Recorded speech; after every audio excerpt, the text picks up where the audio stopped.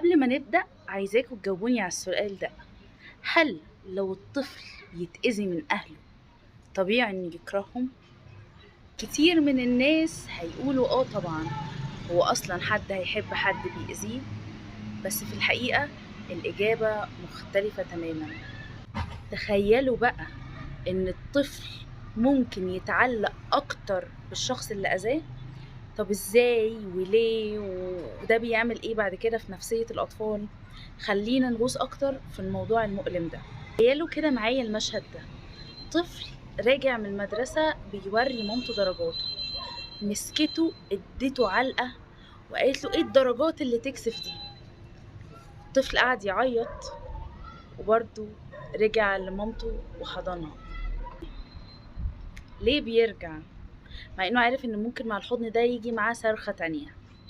علشان هو عارف ان ده الأمان الوحيد، ما يعرفش غيره.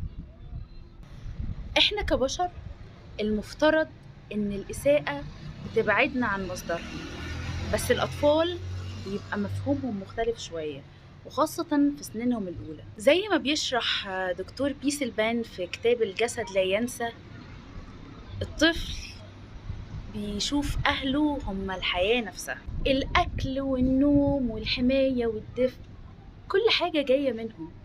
فلما مصدر الأمان بالنسبة له يبقى مصدر أذى، هنا الطفل بيبقى محتار وكأنه في حصار. هو ساعتها ما عندوش أصلا خيارات، هو بدل ما بيمشي هو بيتمسك أكتر. طيب ليه بقى بيتمسك أكتر؟ تخيلوا كده معايا إن انتوا في نص البحر وماسكين خشبة، والخشبة دي طول ما انتوا ماسكينها فيها حرف كده عمال يعوركوا في ايديكم، بس لو سبتوها هتغرقوا. هو بالظبط الطفل بيبقى شايف أهله كده، فحتى لو الخشبة دي بتأذيه بيفضل ماسكها لأنه عارف إن هي كده كده بر الأمان. وعشان بقى الطفل يقدر يعيش وسط التناقض ده، عقل الطفل بيبدأ يدافع عن طريق مثلا أول حاجة الإنكار. ما يمكن ما حصلش حاجة، يمكن أنا اللي فهمت غلط. رقم 2 التبرير، يعني يقعد يقول أيوة أنا فعلا أستاهل كل ده.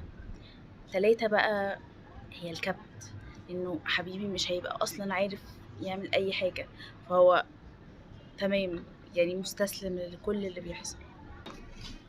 وساعتها بيبدأ يتكون جواه سؤال مرعب: هو ازاي نفس الإيد اللي بتمسح دموعي هي نفس الإيد اللي بتضربني؟ ايه بقى النتيجة المؤلمة اللي بنوصل لها مع كل ده؟ الطفل ما بيكرهش أهله ولا حاجة، بس بيبدأ يكره نفسه، ويبقى عنده دايما إحساس إنه ما يستاهلش أي حب، أو يتعود إن دايما لازم الحب يجي معاه الألم. والأخطر بقى من كده إنه لما يكبر ممكن يستعمل نفس النمط ده في علاقاته. مرة شفت أم مسكت ابنها عجنته علشان بس في كوباية مية وقعت منه وهو بيشرب. حبيبي هو طبعا قعد يعيط ويتشحتف، وفي الآخر رجع حضانها برضه، علشان هو ما عندوش أصلا مصدر أمان، هو محتاج يطمن حتى لو الأمان ده مؤلم بالنسبة له. رسالتي بقى للأهل: ولادنا مش صفحات بيضة بنكتب ونمسح فيها زي ما احنا عايزين. كل كلمة ونظرة ولبسة بتترسخ جواهم سنين، والإهانة عمرها ما كانت وسيلة للتربية، وكسر النفس بيكسر الطفل نفسه مش بيربيه.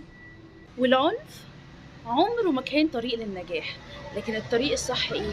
انه لما يغلط اعلمه واقوله ان ده غلط، ولما يخاف طمنه بدل ما تزود خوفه، ولما يغضب فهمه بدل ما تعاقبه على مشاعره.